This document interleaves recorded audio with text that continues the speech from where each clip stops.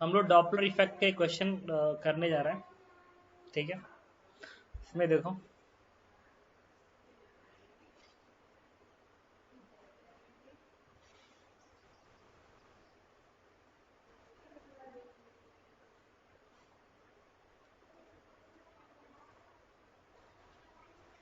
ये इस तरीके से है कि यहाँ पे एक सोर्स है जो कि इस डायरेक्शन में जा रहा है 30 मीटर पर सेकेंड से, और इसकी ओरिजिनल फ्रीक्वेंसी है 400 हर्ट्ज। और एक ऑब्जर्वर है यहाँ पे,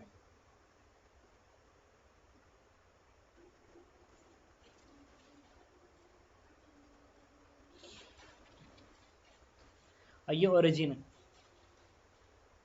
ये डिस्टेंस दिया गया 50 मीटर।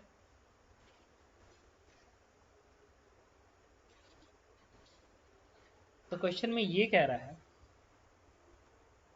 कि जब ये सोर्स इधर मूव करते हुए जा रहा है तो कभी न कभी ये सोर्स इस पॉइंट ओ पे आएगा। जब ये पॉइंट ओ पे आएगा उस समय इस ऑब्जर्वर को इसकी फ्रीक्वेंसी क्या सुनाई दे रही होगी?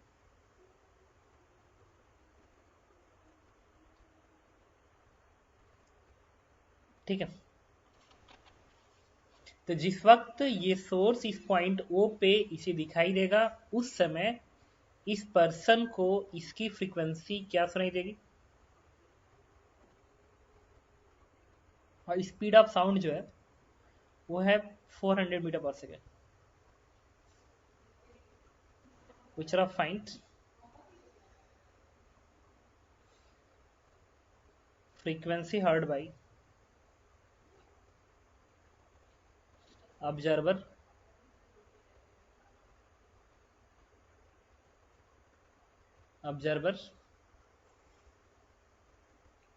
when source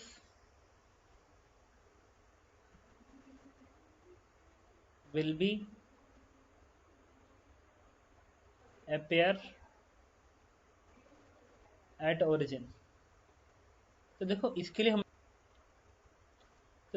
लिए हम लोग क्या करते हैं, जब ये सोर्स ओरिजिन पे दिखेगा उस समय इस पर्सन को फ्रीक्वेंसी क्या सुनाई देगा?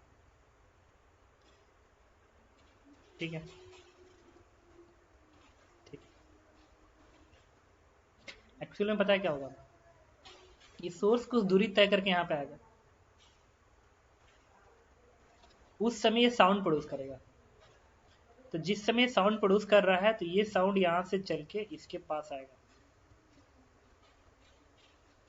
उतने समय में ये यहाँ पे आएगा।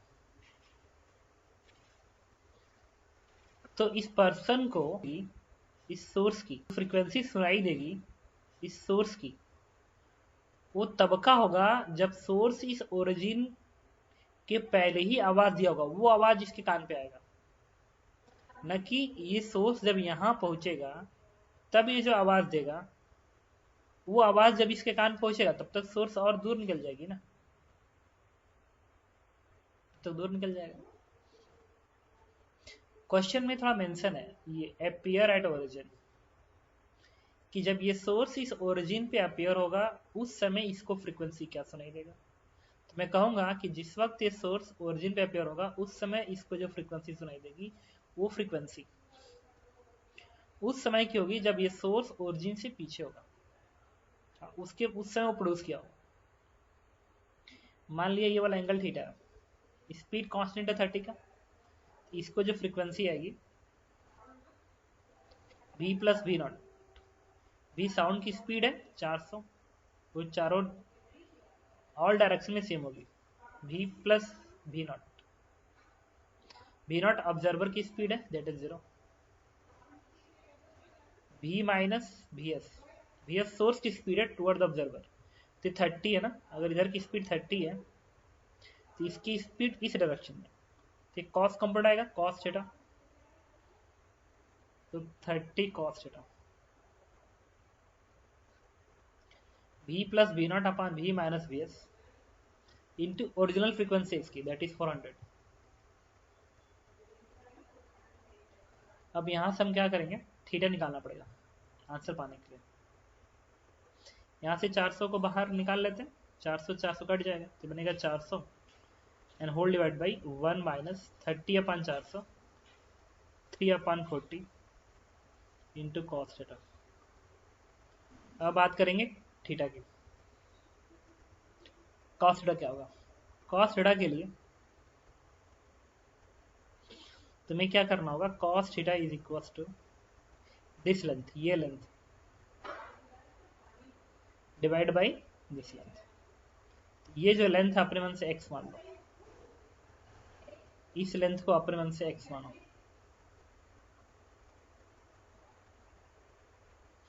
तो x डिवाइड बाई ये डिस्टेंस, ये आएगा 50 का स्क्वायर प्लस x का स्क्वायर।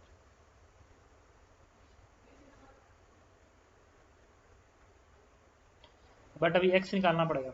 x के लिए हम लगाएंगे कि जितने समय सोर्स यहां तक यहां पहुंचेगा वो टाइम होगा x अपॉन सोर्स की स्पीड 30 इक्वल टू उतने टाइम में साउंड को यहां से यहां तक आना पड़ेगा। ये टाइम कैसे निकलेगा, ये दूरी निकालेंगे, 50 का स्क्वायर प्लस x का स्क्वायर का under root divide by sound की स्पीड जो कि 400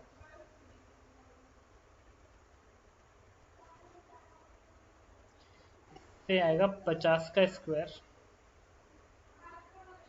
प्लस x का स्क्वायर का अंडर रूट की वैल्यू आ जाएगी, इसको इधर भेजो, 40x डिवाइड बाई 3 उठा के यहाँ पर रख दो,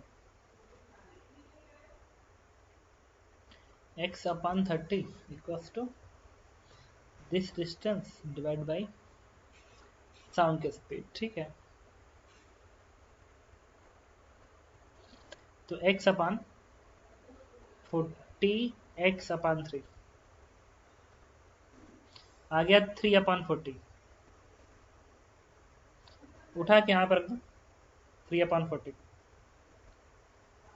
400 again 3/40।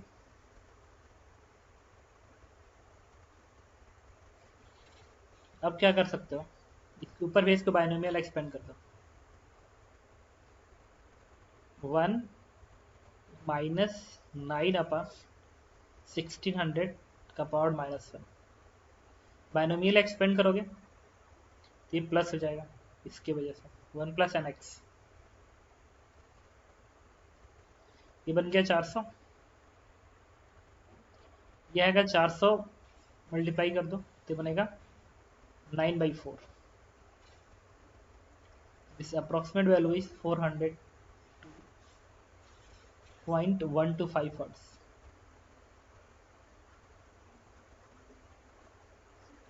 And this is answer. तो कोई ये तुमसे पूछे कि बताओ जिस वक्त ये यहाँ पे है, यहाँ पे है, उस समय उसकी फ्रीक्वेंसी कितनी ऑब्जर्व होगी, तो आंसर इज 402.125। अब कोई पूछे कि वो किस समय के साउंड के करस्पॉन्डिंग है कि, तो मतलब ये सोर्स इस ओरिजिन से कितनी दूरी पे था कि वो आवाज प्रोड्यूस किया था, वो आवाज कान पे पहुंची थी जब ये यहाँ पे था, एक्स। एक्स आराम से निकाल सकते हो इस इक्वेशन से, इससे सॉल्व हो जाएगा, स्क्वायरिंग करके सॉल्व कर देना, एक्स आ जाएगा।